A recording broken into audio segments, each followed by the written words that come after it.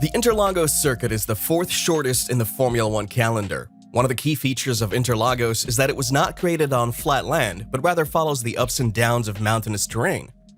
The races can thus be difficult on the car and physically demanding on the drivers, especially because the circuit travels counterclockwise with centrifugal forces in the many strong left corners pushing the drivers next to the right rather than left, as in most of the F1 courses.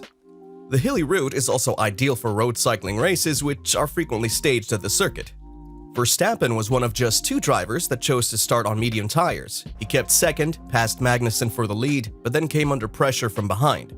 Russell passed and as Sainz plunged through the Ferrari, the end plate damage contributed to Verstappen losing time. Perez, on the other hand, made up ground following a dismal qualifying session and will be right in the middle of the battle on race day.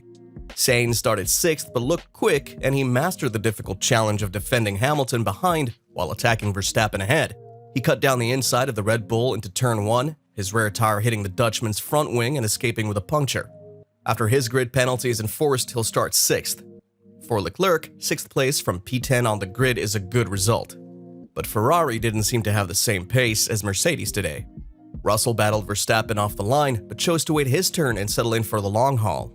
He discovered he had significantly more speed than the Dutchman halfway through the sprint and took 3 attempts to pass, ensuring he took no chances in winning his maiden sprint and claiming P1 for the grid tomorrow.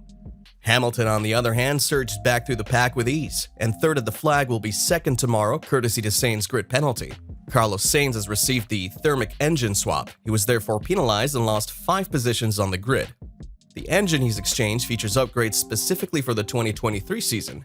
However, Ferrari has announced that this is not the final thermic engine configuration for next season.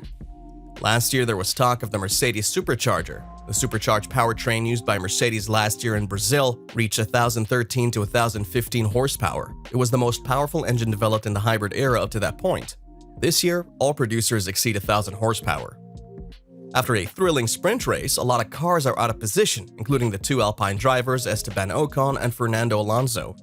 The pair collided again, causing damage to both cars and necessitating a pit stop for Alonso. He was fast to resurface, demonstrating Alpine's ability to heal.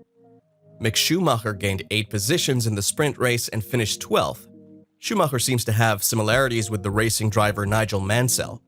Nigel Mansell showed nothing in the first 4 seasons he drove for the team he started for, namely Lotus. It was only when he was brought from Lotus to Williams that he started to show his worth alongside Keke Rosberg. The timing matched the switch of Williams cars to Honda engines in 1985. In 1989, Nigel Mansell left for Ferrari but returned to Williams in 1991, and in 1992, he won his only Formula One World Championship. Also then, Williams won the Constructors' Championship. Maybe Schumacher is like that and needs 4 seasons to show what he can do. We'll wait and see if Schumacher Jr. will also acquire a World Championship title. If you want to be a P1 in Formula One news, subscribe to our channel. Thank you for watching.